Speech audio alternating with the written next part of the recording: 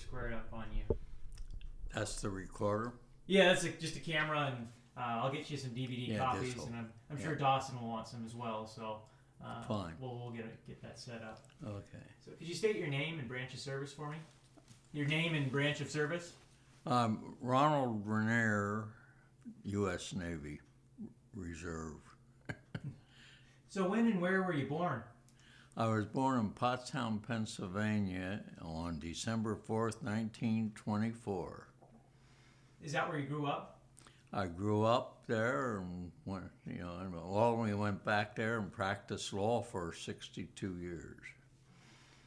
So you grew up during the Great Depression. Can you tell me what that was like for you and your family? Yes, we did. I was, still pretty young, so I didn't really know what the Depression really was, other than, my uncle came and put soles on our shoes, but I thought it was great. I didn't have any idea it had to deal with. Yeah, my dad worked like 2 days a week during the Depression. So, yeah, I'm Depression baby, but fortunately young enough not to appreciate what was going on.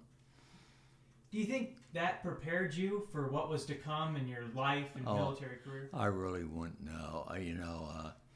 Like I said, I didn't realize what was, depression and what my parents were scraping to do, and I wouldn't think so.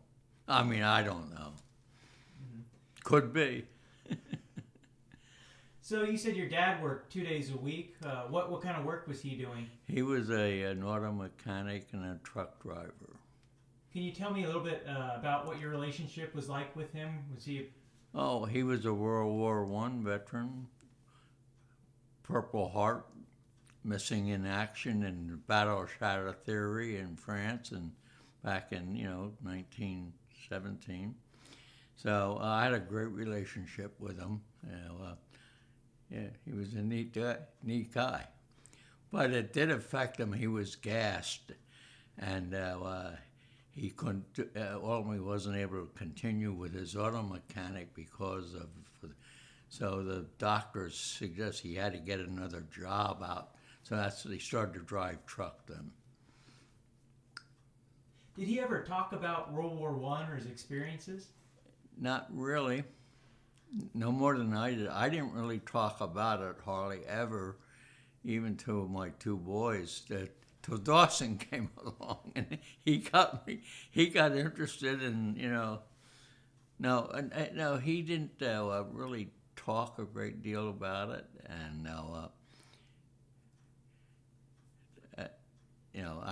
I knew that he was reported missing in action. In fact, my grandmother, they got the official telegram saying he was missing in action, and about 2.5 months later, a letter came from a woman in London, in England, saying that she was a nurse and taking care of this young man, and it was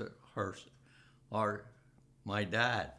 And so he was able finally to get back, and that was it. But he never really talked a great deal about it. And at that point, I guess I was still pretty young to ask a lot of questions. Though he was active in the American Legion, and I spent a lot of time as a youngster in the local American Legion in Pottstown. They had all in the Boy Scout troop and all that stuff. But he never really talked a great deal about it, or anything really about it. What about your mother? What was she like, and what was your relationship? She was a neat person, strong as hell, and anything for her boys. I had an older brother, 4 years older, and it's a great person. Somebody that you admire?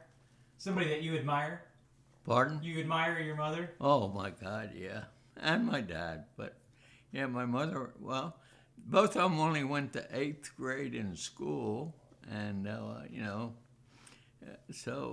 but it was anything for the two boys. That's incredible. Yeah, she was a great person. she lived to be 92, and she was very, very good up to, the last 2 years of her life. But she, wonderful person. She was the oldest of 13 children.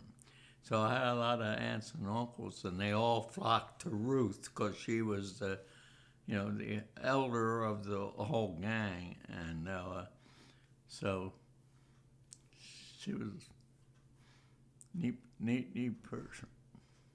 That's incredible. Yeah.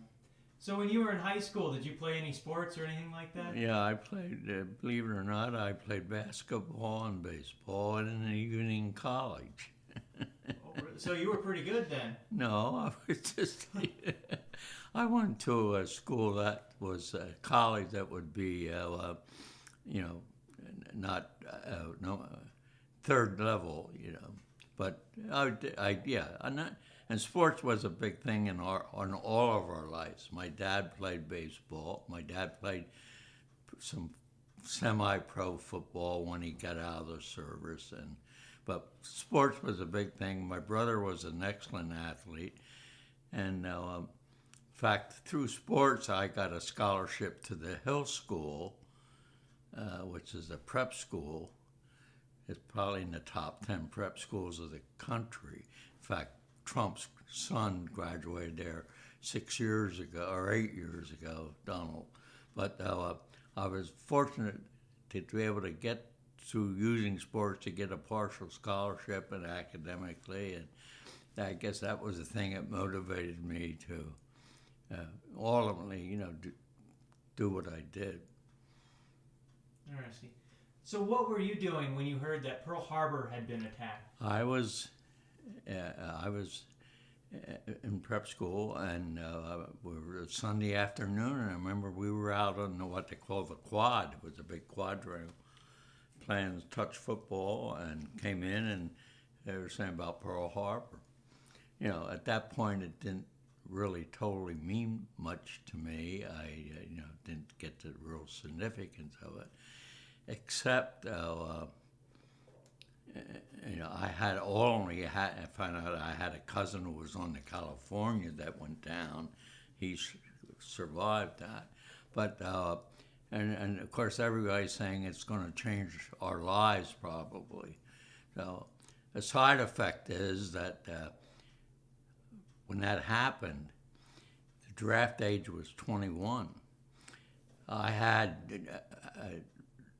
President Roosevelt's closest private aide in that was Harry Hopkins Jr. Or I don't know if it means anything to you, but he was his confidant and advisor. Junior was in my class at the Hill. He got a phone call on a Wednesday from his dad saying, I want you to get it to Philadelphia to get into Navy, Marines or something, because on Monday they're going to lower the draft age to 18.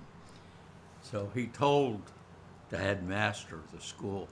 So about 80 of us kids, we were about 40 miles from Philly, went into Philadelphia and interviewed, and that's how I got into the Navy, so I could finish my senior year at school.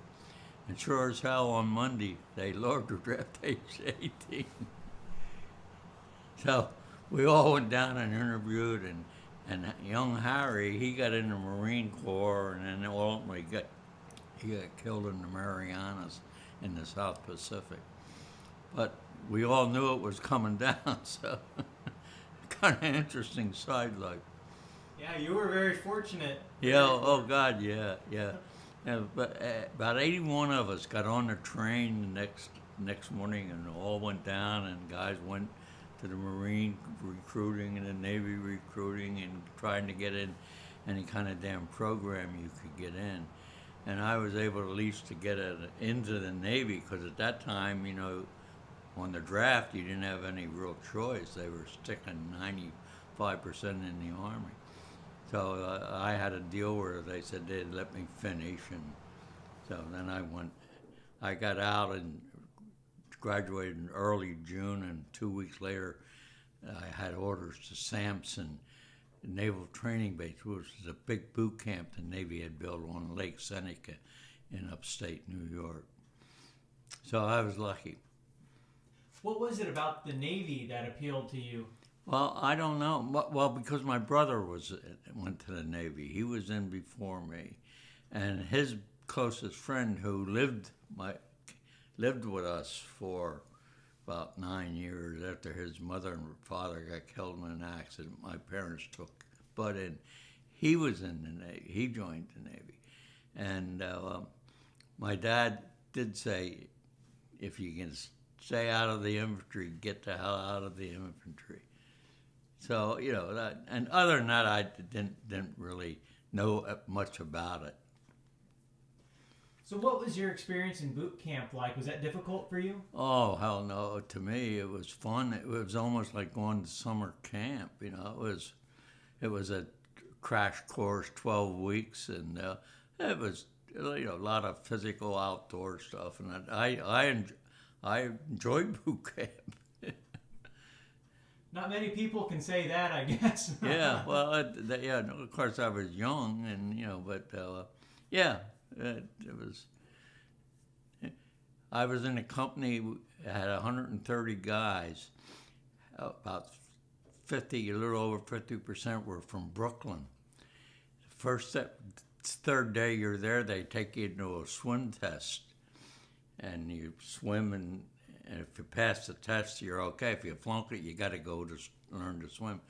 All the kids from Brooklyn couldn't swim.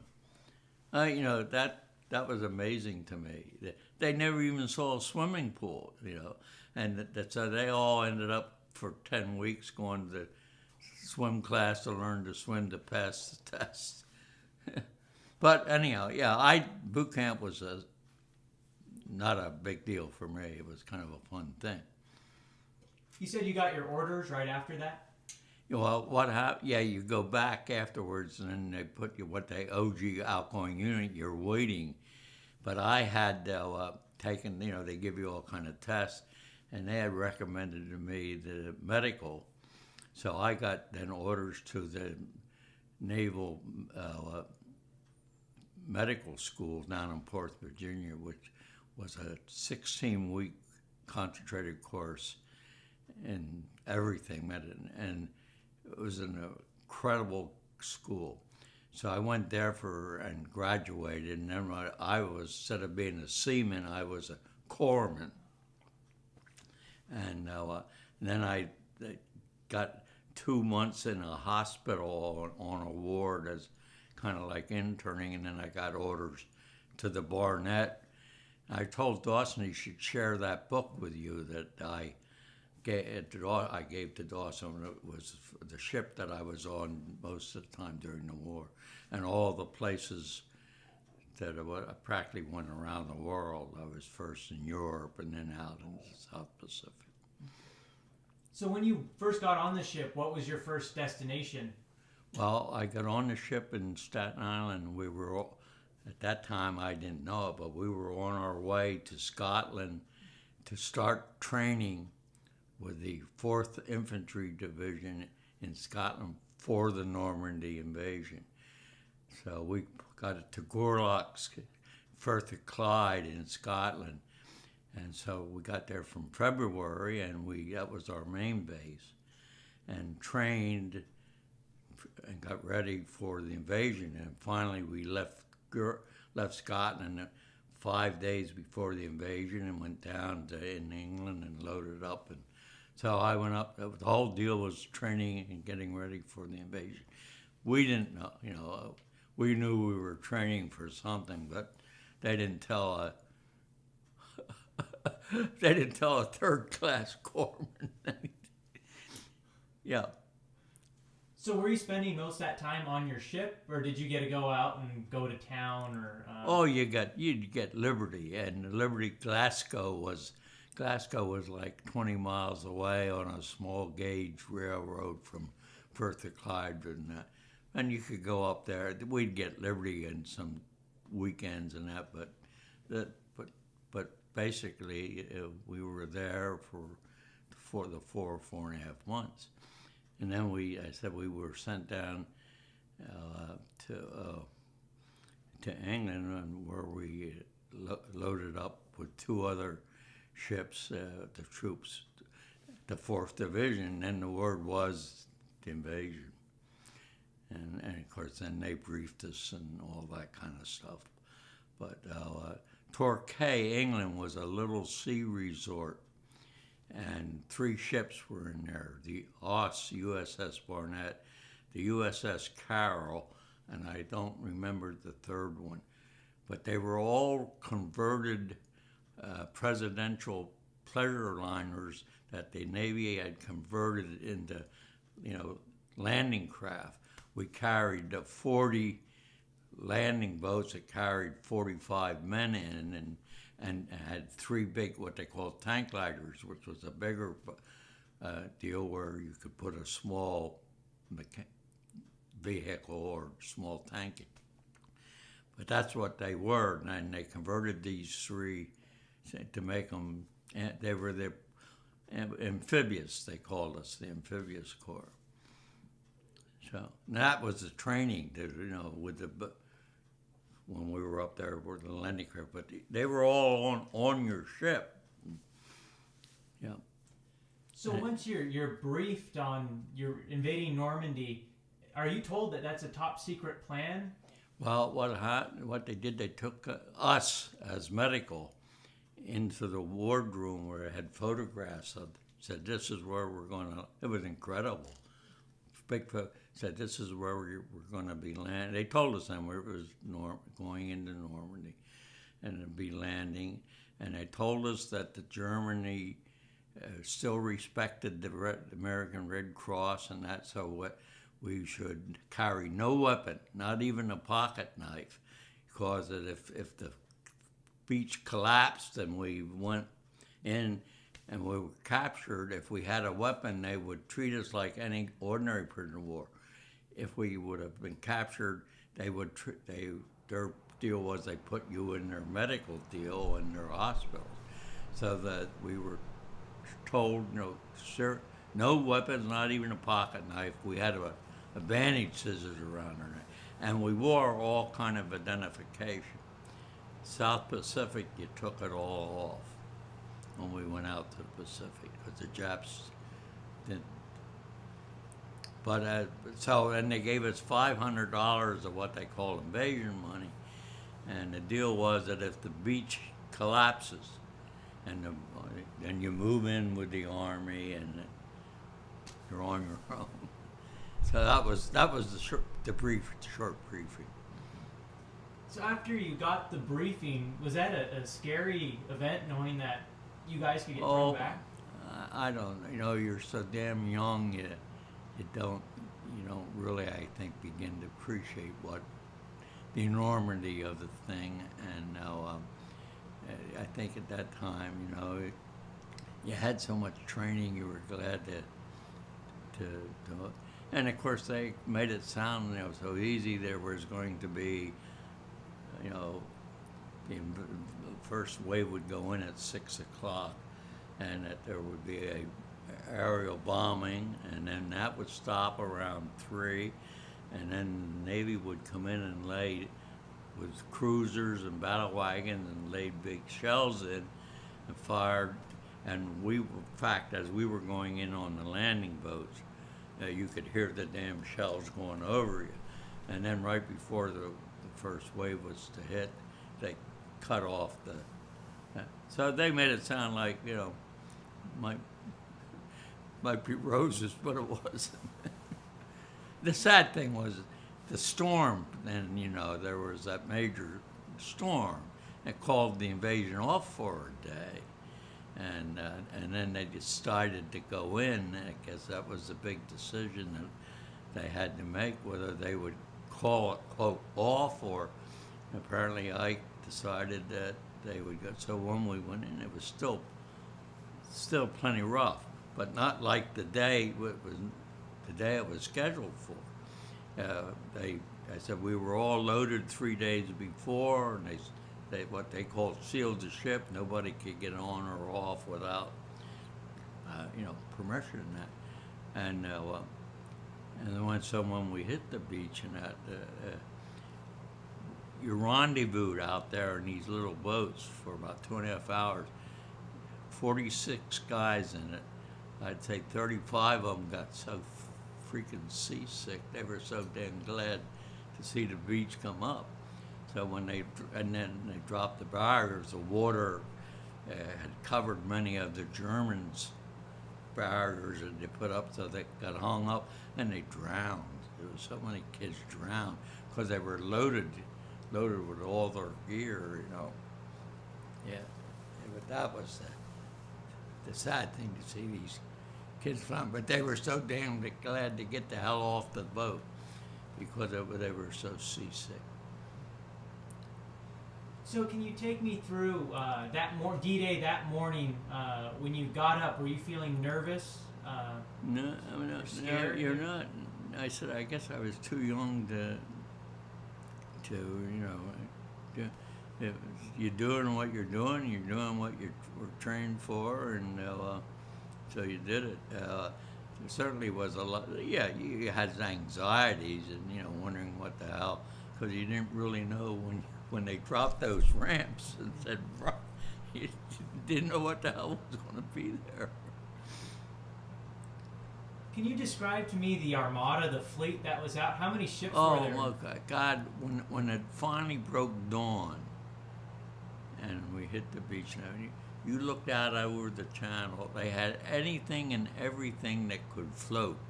You'd think you could have walked and you wonder, where the hell did they have it hidden in England? They had they confiscated people's, pleasure motorboats. They had boats everywhere. You couldn't believe the enormity of it. And of course, then the storm was so bad, they brought these 3 big Liberty ships in and sunk them to make a bulwarks so that you could come behind them. But there were just you just couldn't believe where the hell all the stuff was, secreted in England. Yeah, they're enormous. So when that ramp drops on D-Day, can you tell me what are you seeing as you come off that landing craft? It drops and you're just running to get to that goddamn beach.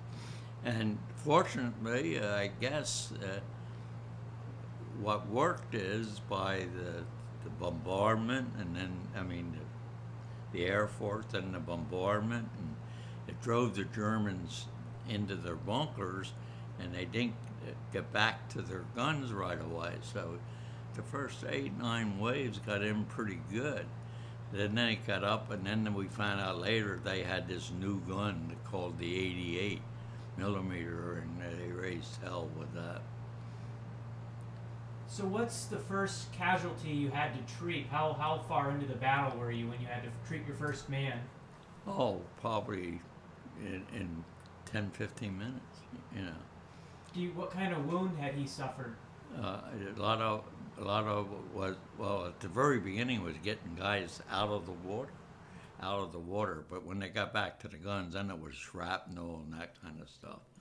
And that was our deal, was to patch them, put them on the landing boats, the waves that were coming in, put them, the real serious ones, on the boat to go back to the ships. And then we had a field medical state where were the doctors who were. So. How did it make you feel to see your friends and? Well, see, I didn't know any of the. That was the 4th Army Division. Mm-hmm. Fortunately, on the Barnett and all the guys that ran the little boats and that, everybody got through, and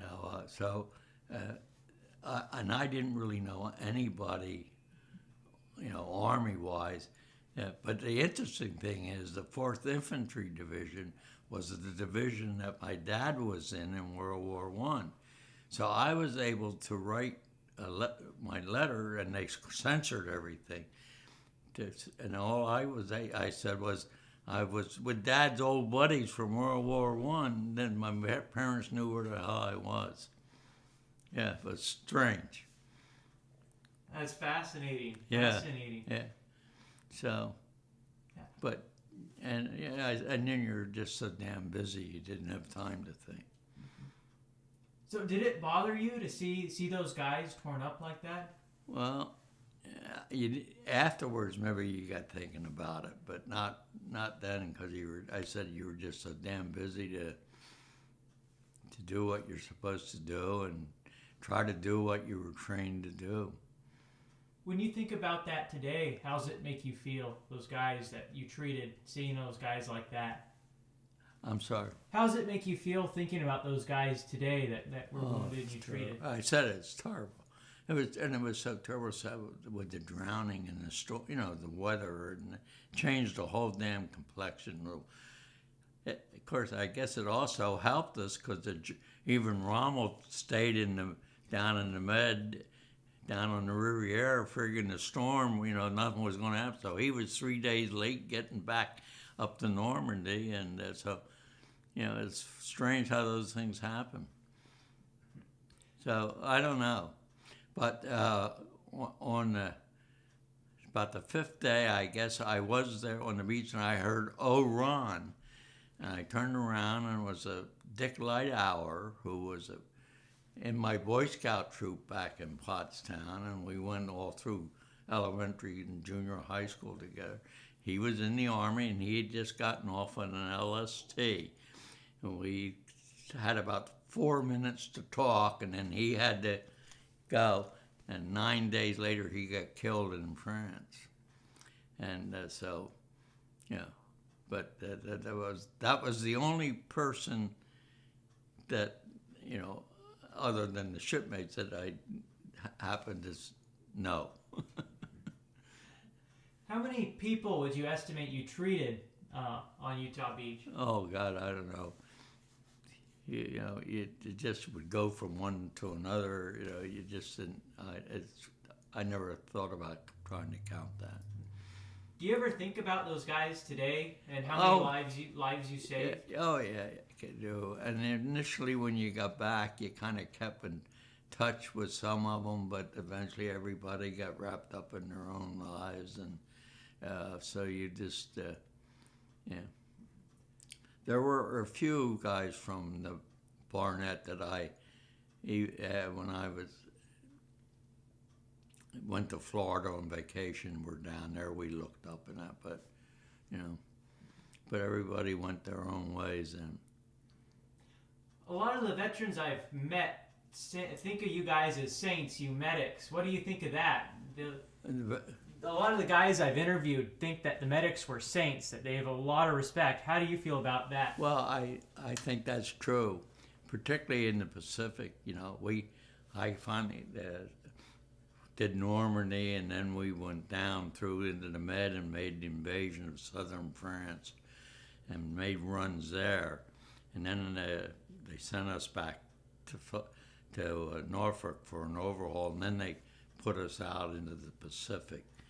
The island warfare was entirely different than the European warfare. And the Japanese had an entirely different attitude about it. They were known to go for the medics because they figured they get the medics, they can't take care of it. When we went to the Pacific, we were told to strip all identification. They gave us short lessons in sidearms and a carbine, and and I think out there, I don't know, I'm sure, but it was a different kind of war. To go back, the invasion of southern France, did you land on the beach that day? Yeah, but strangely enough, that was a walk-on. That was down out a little east of Marseille, and that was pretty much a walk-on. Then we did what they call magic carpet runs. We took about 6 trips from Oran, Africa, the French Foreign Legion, into France, and they took them up, and but that was, considering that in Normandy and the islands, it was an easy deal. So you went back to the United States. How long were you there before you went to the Pacific? Yeah, we can't, they could send you back for an overhaul. We were in dry dock for about 3 weeks, and then a couple more weeks, and then took what they call a shakedown down to Cuba, and then we ended up going by ourselves. I ended up going through the canal and ended up in the New Hebrides, which is way down. And then started from there. By that time, Guadalcanal and all that was secured, but then that's when this Okinawa, Iwo Jima, and those unfolded, the Marianas, and all the island fighting. So where did your ship go after you got into the Pacific? What was the first, other than the... Well, we got down to the Hebrides. That was really very close to New Zealand. And then we moved up into the Marianas and loaded up and made the invasions of Okinawa and Iwo Jima. And they moved us, you moved around, and you were training also guys. So I'm curious, did you notice a difference between the Army guys in Europe and the Marines in the Pacific? yeah, I would say so. In what way? Well, the Marine guys are a little more gung-ho, and of course, we were then known as in the Fleet Marines, is what they called us, and I guess that's the thing you said. Right? We were closer to them, and of course, you spent more time with and you got a chance to know some of them versus the Normandy thing. We only saw the times you trained, and then when it. Was that a difficult adjustment going from the European climate to a kind of a harsh Pacific? Not, it was hot, but you did as a kid. What the hell you didn't know about that?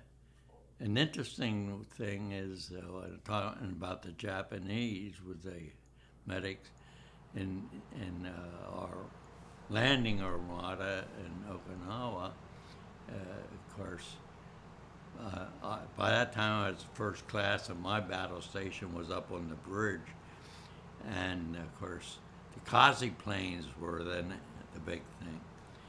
And to our port was the USS Hope, big Navy hospital ship, big ship, painted stark white, big red crosses all over.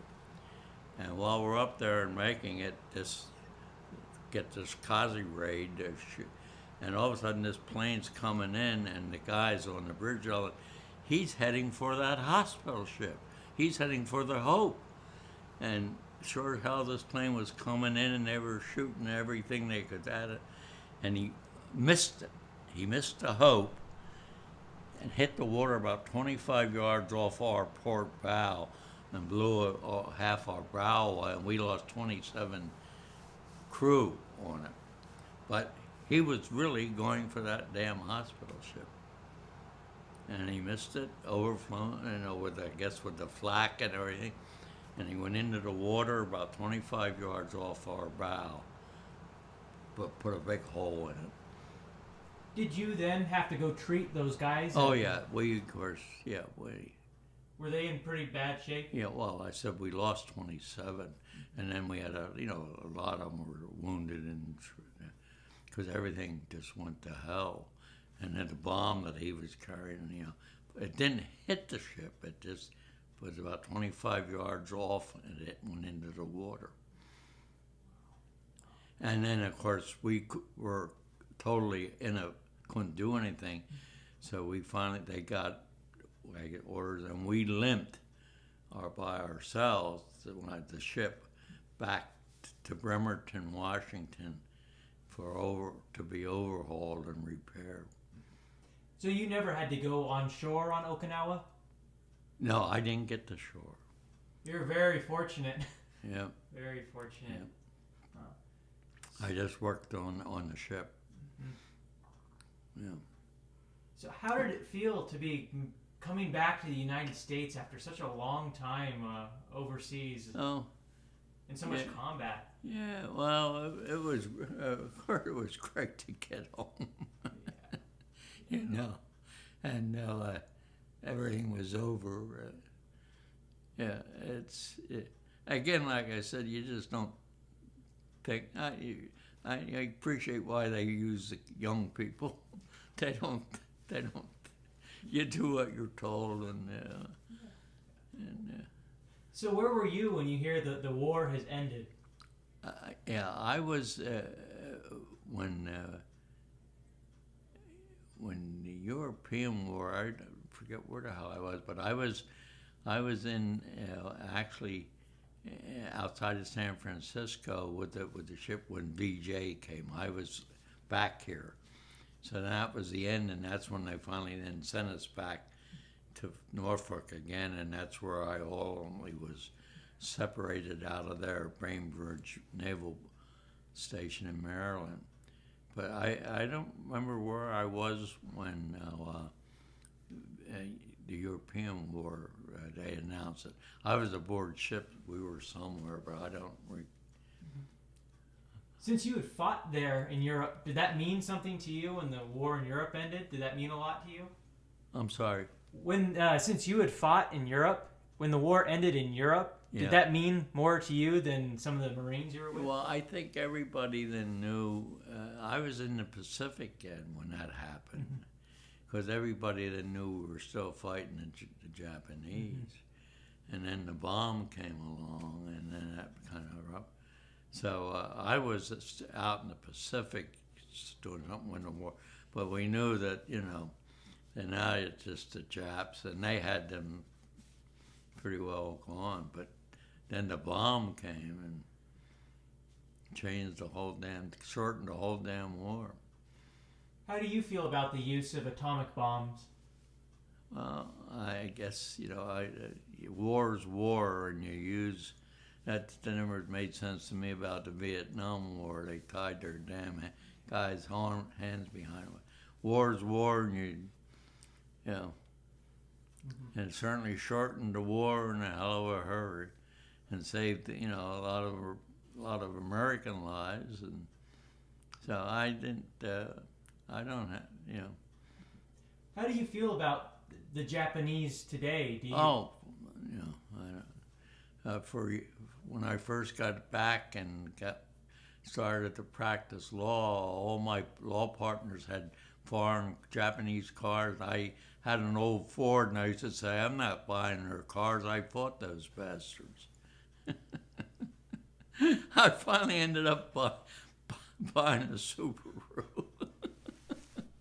Has that been a good car for you? Oh, it's been a great.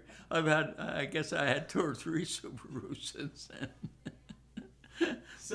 I used to tell them, they all had these fancy Japanese cars. I said, not me. I drove an old Ford.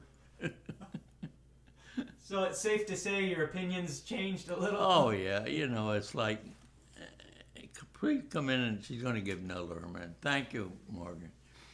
Oh, yeah. And they were no different, I guess, than us. We're just, you follow your donkey, you follow, right? Yeah.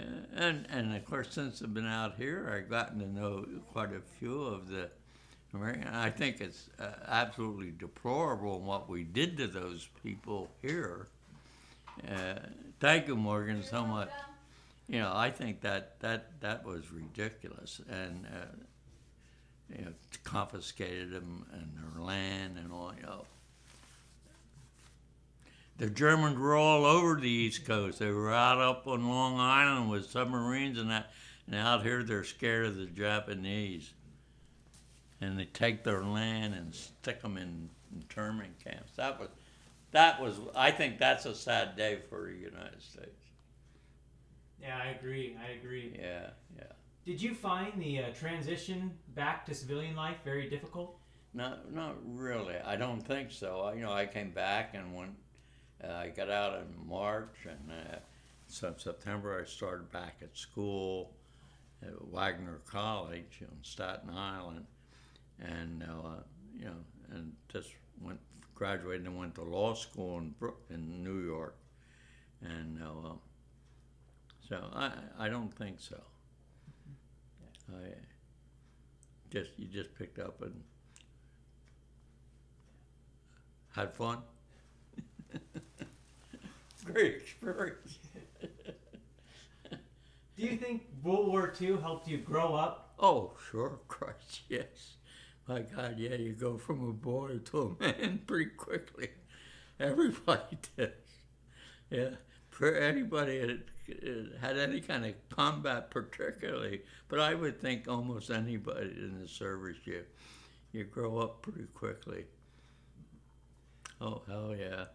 And I look back on it as probably one of the good things that happened to me in a way and about my life.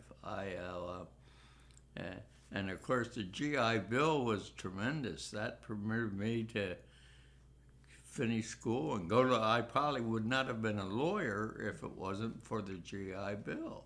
You know, it made it available for me and that I could do it. So, yeah, so that part, you know. And yeah, I think both my kids have missed any kind of military service. When they'd misbehave when they're small, I used to think they ought to be. but no, I think that certainly helped me to made me. I don't know, but I don't regret being in. You know, I did what I had to do, and you do. I said you were a donkey. Do you want another interesting side story? Yes, I do. At the Hill School, the year that Harry Hopkins called and said they're lowering the draft, in my class was George Patton Jr. He was in sixth form, hoping to get into West Point. It was, I don't remember the month, but he got a phone call and said that from his dad, and then they announced at the school that George Patton, General Patton, would be at the school on the following Wednesday, and that they were going to close school, there'd be no classes, and that he was bringing a secret weapon, and that there would be a big demonstration out on this quad. That's where they're building. And so we all were to go and, see it. So we all got out there, and at 1 o'clock in the afternoon, this entourage of 3 Jeeps. Nobody had really seen Jeeps before. He was in the middle one with his lacquered helmet and his pearl-handled pistols, and he came up, and they ran this Jeep up the banks of the quad, and so it was the first kind of 4-wheel. That was the secret weapon. But anyhow, when he left, about 7 weeks later, they made the invasion into North Africa. So he really came up to say goodbye to George Jr. That's what it was about. But 7 weeks later, they went in, Patton went into South Africa with his tanks but it was a big, but God, he was impressive. He stood up there and he had pearl-handled pistols up here crossed over him, and yeah. And George Jr. did go to West Point, and finally I saw he died about 5 years ago, 6 years ago. Yeah, but anyhow, that was another one. But I said it was really to say goodbye. What did you think of Patton? Was he a pretty good leader? Well, well, he was a gung-ho guy. They needed a guy. You need a guy like that. I think, he certainly was not the statistician and the bright guy like Bradley and the other guys. But yeah, you needed a guy like.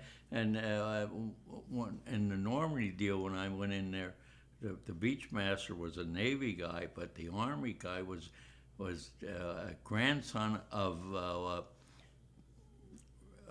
Roosevelt. And he would get in the Jeep in the morning and run up and down the beach in the Jeep without a helmet, and But he was another one of these gung ho. He was a West Pointer, and gung ho. But he was, Teddy Roosevelt's great grandson or grandson. I don't know. Yeah. Well, and I didn't really, deal with have anything to do with Patton other than, what he did, but. They certainly, I think that there were people who loved them and people who hated them. But it was interesting. Yeah, that's fascinating. That's a fascinating story. That's funny. Well, it's really kind of interesting. And of course, as a young kid, we were just so fascinated with this Jeep, and but that was the secret weapon, the Jeep. After the war, did you have any PTSD or nightmares or anything like that? No, I really didn't. I really, I know people have had those, but fortunately, I never did.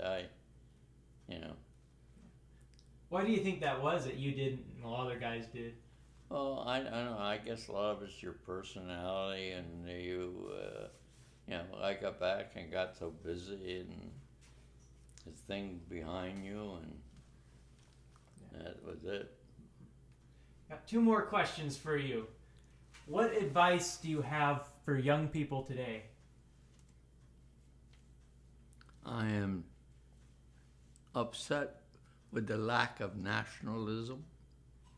I can't believe that, there's now this strong movement of anti-nationalism.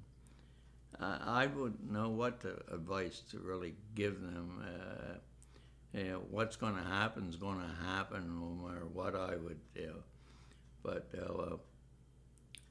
and I was always a strong proponent of compulsory military service. Of course, they didn't do that, but I still feel that it would have been a great thing if kids right out of high school, no deferments and go and do a year or 15 months. But of course, I was always a strong supporter of that.